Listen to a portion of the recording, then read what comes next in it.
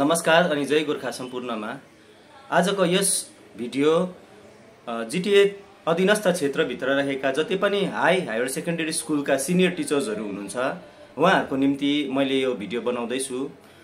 सबै सिनियर गुरुबा गुरुआमाहरूलाई मेरो हार्दिक अभिनन्दन साथ यो एउटा एकदम महत्त्वपूर्ण तपाईहरुको निम्ति बनाएको भिडियो हो, जसले पनि तपाईको कोर्टको माध्यमबाट अर्डर ल्याएर तपाईहरुले धेरै साल अघि नियुक्तिहरू पाउनु भएको थियो है। उहाँहरुको निम्ति यो एउटा भिडियो हो, यो एकदमै तपाईहरुले ध्यानपूर्वक सुन्नुहोस् है।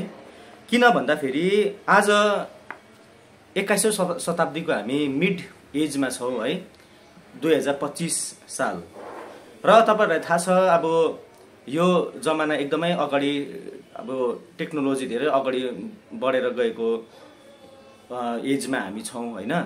तर अब यसमा शिक्षा व्यवस्थामा धेरैवटा सरकारले है यसलाई एमेन्डमेन्टहरु गरेर यसलाई मोडिफाईहरु गरेर धेरै अगाडि लगिसकेका छन् है।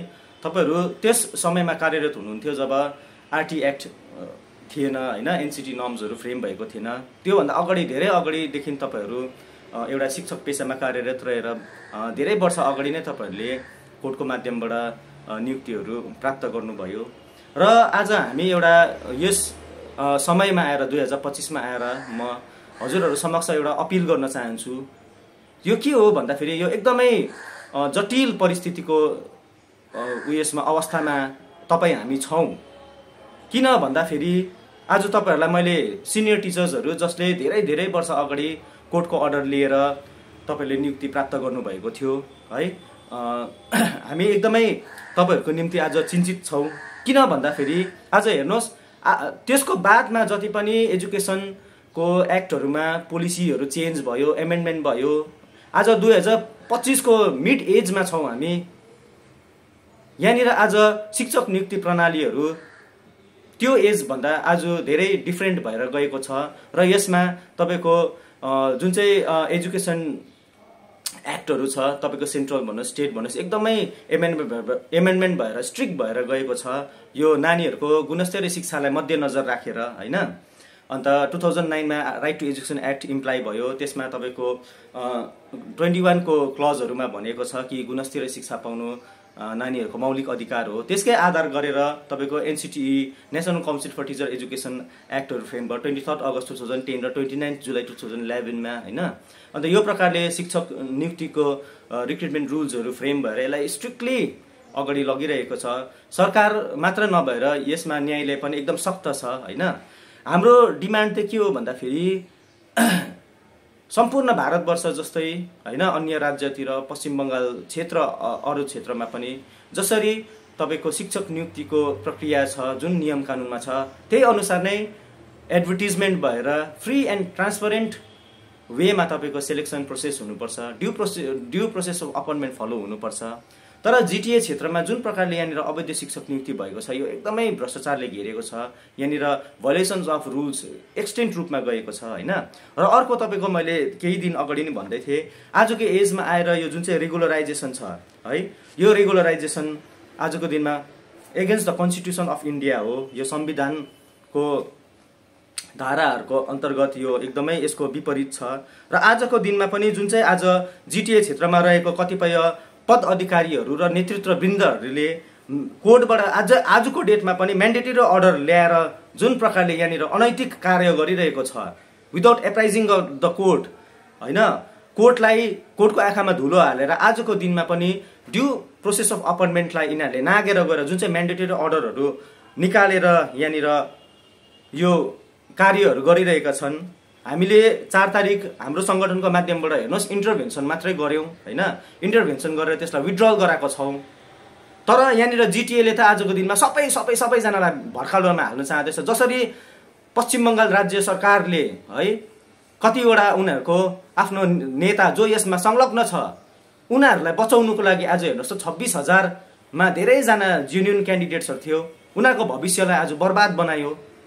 आज यसरी नै जीटीए क्षेत्रमा 313 121 यो 59 लाई अपॉइन्टमेन्ट इलिगली अपॉइन्टमेन्ट गर्दाखेरि जुन चाहिँ हामीले मुद्दा दर्ता गर्यौं, यही केसमा अन्य पार्टीले 439 को लिस्टलाई पनि गाभ्यो। 439 को लिस्ट पनि आज कोर्टको अब्जर्भेसनमा छ हैन। अन्त अर्को कुरा यो त सेपरेट भयो, तर म्यान्डेटरी र अर्डरलाई लिएर जुन चाहिँ आजको दिनमा जिटिएले यो कदम चालिरहेको छ। हिजो पनि एउटा मिटिङ थिएछ, मैले थाहा पाएर मैले मेरो फेसबुकमा हालेको छु, त्यो मिटिङको एजेन्डाजहरू उनीहरूले राखेको। म चाहिँ हजुरहरू जो सिनियर टिचर्सहरू हुनुहुन्छ जसले धेरै धेरै वर्ष अगाडि म्यान्डेटरी अर्डर लिएर तपाईँको कोर्टको माध्यमबाट नियुक्ति पाउनुभयो हैन, तपाईँहरूले एकपल्ट जिटिएको शिक्षा विभागमा जानुहोस्। जिटिएको जुन चाहिँ चिफहरू छ, प्रिन्सिपल सेक्रेटरीहरू छ, तपाईँहरूले 1-2 दिनभित्रै यो एकदम ढिलो नगरी झट्टभन्दा झट्ट उनीहरूलाई भेटेर गएर कुराकानी गर्नुहोस् कि आज 2025मा जुन चाहिँ म्यान्डेटरी अर्डर उनीहरूले निकाल्दैछ यो अवैध हो, हामी च्यालेन्ज गर्छौँ। ड्यू प्रोसेस अफ अपइन्टमेन्टलाई हामीले च्यालेन्ज गर्छौँ। यदि यो हामीले नयाँ केस हाल्नु गयो भने तपाईँहरू पनि सङ्कटमा पर्नुहुन्छ, किनभने जिटिएले आफ्नो केही जिटिएको पद अधिकारीहरू र जिटिए शिक्षा विभागमा रहेको कतिपय अधिकारीहरूले आफ्नो व्यक्तिगत फाइदाको लागि, आफ्नो आर्थिक फाइदा उठाउनुको लागि यहाँनिर जुन प्रकारले यसरी म्यान्डेटरी अर्डरहरू क्यान्डिडेट्सहरूलाई गर्नु लाउँदैछ हैन, आफूलाई बचाउनुको लागि यहाँ दुनियाँभरको यिनीहरूले षड्यन्त्रहरू गर्दैछ। यिनीहरूले यो म्यान्डेटरी अर्डर हुनसक्छ, अब हामी त यदि यो प्रक्रिया रोकिएन भने, यो म्यान्डेटरी अर्डरको प्रक्रिया रोकिएन भने हैन, एउटा नोटिफिकेसन जारी गरोस् जिटिए शिक्षा विभागले, जिटिएले कि यहाँनिर यसरी कुनै पनि प्रक्रिया, अब त ड्यू प्रोसेस अफ अपइन्टमेन्ट फलो गरेर नै गर्छौँ हामी, यसरी भोलिन्टियरी गरेर इलिगली गरेर ब्याकडोर गरेर म्यान्डेटरी अर्डर गरेर गर्दैनौँ भनेर नोटिफिकेसन 1-2 दिनभित्र निकालेनौँ भने हामी यो म्यान्डेटरी अर्डर जुन चाहिँ यो थिन्ले भुटिया, वङ्गेल लेप्चा, सिद्धान्त राई, विशाल थापा, अजय कुमार खड्का, प्रियङ्का बागदास, अन्त धेरैजना यसरी यिनीहरूले म्यान्डेटरी अर्डर निकाल्दैछ।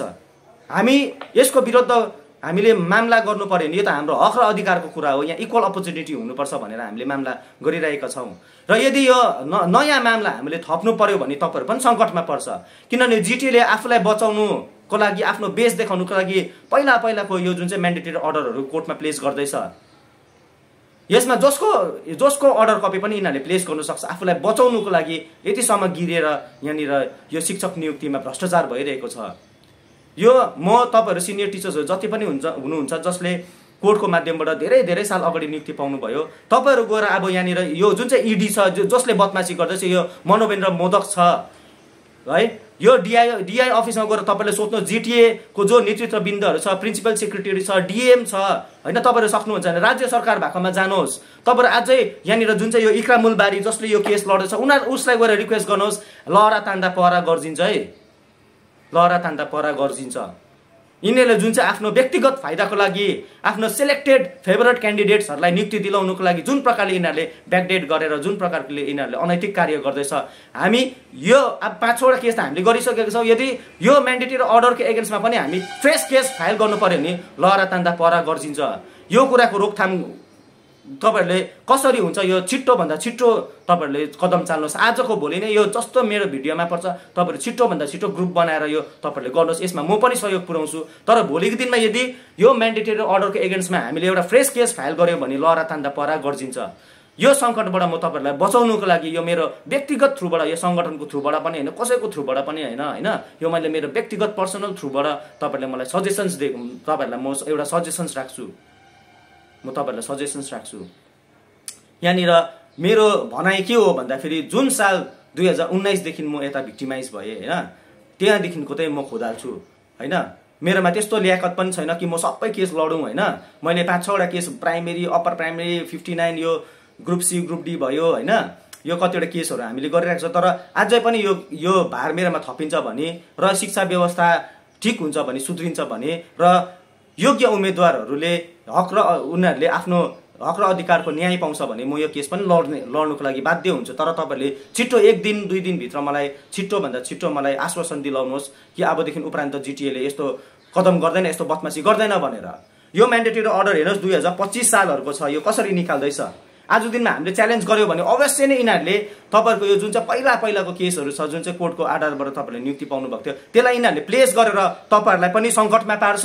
उनीहरू आफै सङ्कटमा छैछ, उनीहरू त खाल्टामा पोस्छ, तपाईँहरूलाई पनि सङ्कटमा पार्छ। र यहाँनिर कतिवटा 313 मा पाउनेहरूले 121 मा पाउनेहरूले के भन्दैछ भन्दाखेरि हामी फस्यो भने हामी मात्रै नियुक्ति खारिज हुनु हुँदैन, सबै हुनुपर्छ भनेर आजको दिनमा यहाँनिर जुन चाहिँ एउटा सङ्गठन छ है, यो जुन चाहिँ अहिले यो संयुक्त के भन्ने एउटा सङ्गठन छ, यो सबै चोर दैलोको म्यापबाट पस्नेहरूले यो सङ्गठन हाइज्याक गरिसकेर आजको दिनमा लयर्सहरूसँग नै उनीहरू छ, जिटिएसँग नै उनीहरू छ। तर तपाईँहरू जो हुनुहुन्छ है, तपाईँहरू किन चुपचाप बस्नु हुँदैछ? भोलिको दिनमा तपाईँहरू जब आपत पर्छ त्यति बेला मलाई नदोसाउनुहोस्। यसै कारणले एउटा सचेत भएर होइन तपाईँहरू अगाडि निक्लिनुहोस्, तपाईँले कुरा गर्नुहोस्, टेबल टक गर्नुहोस्। आज भोलि बरु स्कुलको क्लास अफ होस्, किनभने यहाँनिर धेरैजनाको भविष्य बर्बाद हुँदैछ। तपाईँले छुट्टी लिएर भए पनि यहाँनिर तपाईँहरूले चुप लागेर बसेर हुँदैन, हाम्रो लागि कोही गरिदिन्छ होइन। तपाईँहरू आज नै कुद्नुहोस्, मैले भन्दैछु, बार बार भन्दैछु होइन। तपाईँले छिट्टो गएर यसलाई च्यालेन्ज गर्नुहोस्। तपाईँले डिआई, इडी होइन, जिटिए को यहाँनिर जति पनि नेतृत्वहरू छ, प्रिन्सिपल सेक्रेटरी छ, डिएम छ, उनीहरूलाई गएर कुरा राख्नुहोस्, यो कुरा राख्नुहोस्, टेबलमा राख्नुहोस्। छिट्टोभन्दा छिट्टो 1 दिन 2 दिनभित्र यदि जिटिएले यो विषयमा यो म्यान्डेटरी अर्डरबाट हामी अबदेखि उपरान्त नियुक्ति हुँदैन, जसरी 2010, 2018, 19 मा यहाँनिर नोटिफिकेसन छ भोलिन्टियरको, अबदेखि हामी गर्दैनौँ होइन। यो इलिगली चोर दैलोबाट हामी कसै पनि नियुक्ति प्रक्रिया गर्दैनौँ, ड्यू प्रोसेस अफ अपइन्टमेन्ट हामी यहाँनिर लागू गर्छौँ भनेर यदि यो कुराको अपइन्टमेन्ट नोटिफिकेसन आउट गरेन भने म हेर्नुहोस्, म यो म्यान्डेटरी अर्डरहरूको एगेन्स्टमा पनि जुन चाहिँ 200-300 जना क्यान्डिडेट्सहरूले निकालेछ यसको एगेन्स्टमा पनि म फेस केस फाइल गर्नु बाध्य हुनेछु भन्दै म यो तपाईँहरूलाई अपिल गर्न चाहन्छु। र यो त जुन चाहिँ तपाईँको 2000 इयरमा 27 फेब्रुअरीमा इक्जाम भएर 30 अगस्तमा जुन चाहिँ इन्टरभ्यू भएर 68 क्यान्डिडेट्सहरूले एसएससी पास गरेको क्यान्डिडेट्सहरूले जिटिए यो जुन चाहिँ त्यो डिजिएचसीको पालोमा जुन चाहिँ इक्जाम भएर एसएससी छिरेर होइन, एसएससी पास गरेर जसले केस गर्नुभएको थियो कि हामीले एसएससी पास गरेर चाहिँ हामीले नियुक्ति पाउनुपर्छ, उहाँहरूको लागि चाहिँ यो मेरो यो सन्देश होइन। उहाँहरूले जुन चाहिँ 2000 इयरमा 27 फेब्रुअरी 2000 मा इक्जाम भएको थियो, 30 अगस्तमा इन्टरभ्यू भएको थियो, तर उनीहरूलाई भिक्टिमाइज गर्दा उनीहरूले केस गर्नुभएको थियो, त्यो उनीहरूलाई चाहिँ यो सन्देश होइन, किनभने उनीहरूले एसएससी पास गर्नुभएको थियो भन्दै यो चाहिँ चाँडोभन्दा चाँडो तपाईँहरूले कदम चलाइदिनुहोस्। र यसको लागि कुनै पनि व्यक्तिगत रूपमा तपाईँहरूलाई कुनै प्रकारको सहयोग चाहन्छ भने हजुरहरूले मसँग सोझै एकदम सम्पर्क गर्नुहोस् खुल्ला हृदयले।